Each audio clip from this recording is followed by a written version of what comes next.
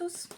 Et voici la 4e vidéo sur les singularités et atypismes. Aujourd'hui, on va parler du TDAH, du trouble déficitaire de l'attention avec ou sans hyperactivité.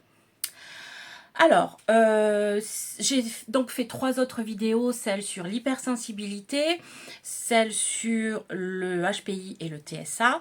Si vous ne les avez pas vues, je vous remettrai les liens en description.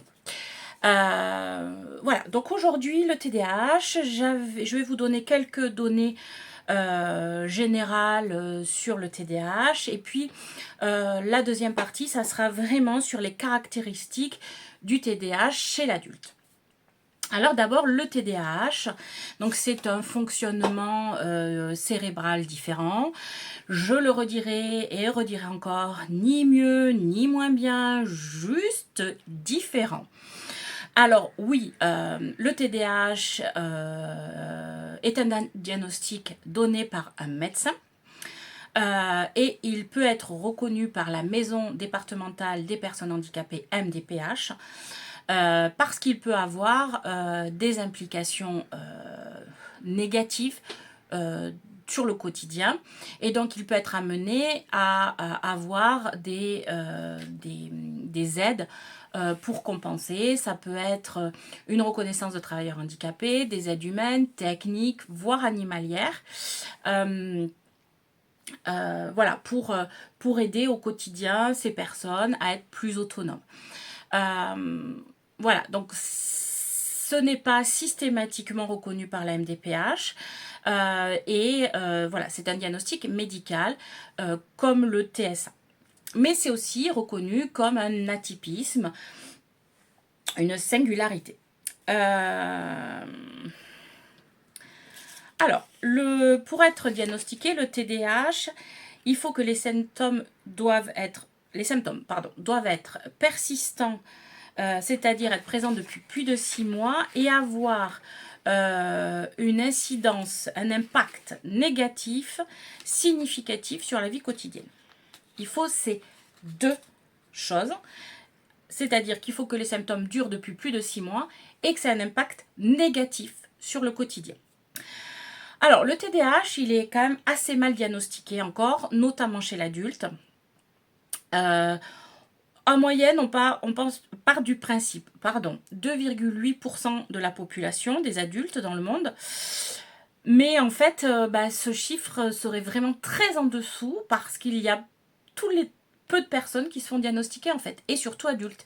Dans la tête des gens, on est TDAH enfant, mais non, ça perdure dans le temps, ça peut changer de manifestation, mais on reste une personne TDAH. En fait, on considère que 80% des personnes avec un TDAH ne seraient pas diagnostiquées. C'est énorme. Une autre idée qui navigue, c'est que ça toucherait plus les hommes que les femmes. Non, non, ça touche autant d'hommes que de femmes. Voilà. Alors, quelles sont les caractéristiques du TDAH chez l'adulte ? Il y a l'inattention. Alors, effectivement, une personne TDAH, c'est quelqu'un qui va avoir du mal à se concentrer sur ses tâches. Alors, surtout si les tâches ne l'intéressent pas. Mais va avoir du mal à se concentrer sur les tâches. Elle va avoir aussi du mal potentiellement à maintenir son attention longtemps sur des activités et elles peuvent être distraites par différents stimuli externes. Elles peuvent oublier un certain nombre de choses, des rendez-vous, son smartphone, des dates, enfin voilà, c'est ce qu'on appelle l'inattention. Ensuite, il y a l'impulsivité, alors des décisions prises comme ça, rapides, sans réflexion approfondie, parce qu'elles ont des difficultés pour attendre leur tour et donc une tendance à action-réaction. Et aussi, par exemple, dans une conversation, c'est des gens qui vont beaucoup couper la parole. Pas par mauvaise éducation, alors ça aussi, hein, c'est un sujet qui traîne. Un enfant TDAH, il est mal éduqué. Non, il fait ce qu'il peut et comme il peut. Donc une tendance à couper la parole, des actions spontanées, sans se rendre compte des implications que ça peut avoir pour les autres. Il y a l'hyperactivité aussi. Alors, chez les enfants, vous allez avoir en tête l'enfant qui saute, qui bouge, qui se met en danger. Oui, mais cette hyperactivité, elle peut être physique, souvent chez les enfants, et se transformer en mentale. C'est-à-dire que dans leur tête, il se passe 100 000 choses à la minute. Ils posent une chose, ils prennent quelque chose pour faire quelque chose. Ah ben tiens, il y a une idée, ils vont aller faire autre chose. Ah ben tiens, ça va amener à une autre idée. Et en fait, vous allez pouvoir les suivre à tout ce qu'ils ont laissé en place. Il y a une agitation aussi constante. Ceux qui bougent aussi, ils peuvent bouger les jambes, vous savez, voilà. Ou la recherche accrue de stimulation aussi. Une autre des caractéristiques, problème d'organisation et de gestion du temps. Prioriser, organiser, s'y tenir, c'est très quotidien. C'est très compliqué. Difficulté à prioriser les tâches du quotidien aussi, parce qu'ils vont aller plutôt vers ce qui les intéresse plus que ce qu'il faut faire. Et aussi des difficultés à tenir des délais, puisqu'ils ont du mal à s'organiser, ils vont avoir du mal à tenir les délais. Alors, il y a aussi comme caractéristique l'hyperfocalisation. Alors là, quand il y a quelque chose qui les intéresse, par contre, ils peuvent tout oublier. Manger, aller aux toilettes, se laver, l'heure, dormir, tout.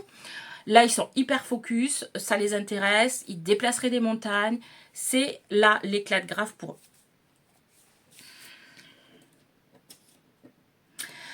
La petite difficulté, c'est que leur passion peut s'arrêter aussi vite qu'elle a commencé. Voilà. Ils peuvent avoir du mal à relancer l'hyperfocalisation sur quelque chose qui les a fait kiffer un moment. Voilà. La procrastination. Alors, la procrastination, c'est remettre ce que je peux faire maintenant à demain, le repousser. Alors, c'est souvent que la tâche soit ne l'intéresse pas, les motive pas, ils vont se dire waouh, ça va prendre longtemps, parce que non pas, je vous rappelle, ce temps de gestion, combien de temps ça va prendre, est-ce que je le priorise, est-ce que je ne priorise pas. Et la fatigue aussi, la tâche peut leur paraître insurmontable alors qu'en fait elle n'est pas tant que ça. Donc ils vont repousser. Et souvent ils vont faire le choix des tâches à faire, pas en fonction de la priorité, mais en fonction de leur envie, qu'elle leur plaît, si la tâche leur plaît ou pas. Autre caractéristique, ils vont aussi avoir du mal dans les relations interpersonnelles. On va croire que c'est des gens qui ne sont pas forcément empathiques ou à l'écoute. En fait, quand ils sont dans une discussion, ils peuvent vous paraître pas là, mais ils sont là. C'est juste que dans leur tête, il se passe 10 000 choses à la minute, quoi. Ça fait dang, dang, dang, dang, dang. Ah ben ça, elle a dit ça, mais moi ça me fait penser à ça, puis à ça, puis à ça. Ah oui, mais en fait, j'ai ça à faire. Et puis, voilà. Mais ils sont à l'écoute quand même. Voilà. Aussi, ils vont couper la parole. Alors ça, c'est des choses que les gens n'apprécient pas tellement. Voilà, je pense que j'ai fait un petit peu le tour des caractéristiques. Je pense qu'à un moment donné, je prendrai le temps d'aller fouiller chaque caractéristique. Donc, je vous les rappelle, ces caractéristiques. Il y a l'inattention, l'impulsivité, l'hyperactivité, les problèmes d'organisation et de gestion du temps, l'hyperfocalisation, la procrastination et des difficultés dans les relations interpersonnelles. Bon, il y aurait encore plein d'autres choses à dire, évidemment, sur le TDAH, comme je l'ai dit sur les autres vidéos. Je vais continuer à faire des vidéos sur des sujets précis, développer les choses. Là, c'était vraiment une présentation générale. Donc, si vous avez aimé, likez. Si vous avez des choses à dire ou des sujets que vous aimeriez que je développe, c'est en commentaire. N'hésitez pas à vous abonner à la chaîne pour avoir accès aux prochaines vidéos et être prévenu. Voilà. N'oubliez pas que si cette vidéo fait remonter des questions un peu plus personnelles, je propose sur mon site internet la possibilité d'avoir un entretien découverte gratuit. Ça se passe par Zoom, donc à distance, en visio, et c'est gratuit. On pourra discuter et voir si je peux vous proposer un accompagnement qui vous permettrait de répondre à vos questions, aux objectifs. Je vous rappelle mon site, donc c'est www.osezvousérévéler.fr. Donc osez vous révéler tout attaché. Voilà, donc je vous souhaite une belle journée. Je vous dis à bientôt pour de nouvelles vidéos. Au revoir.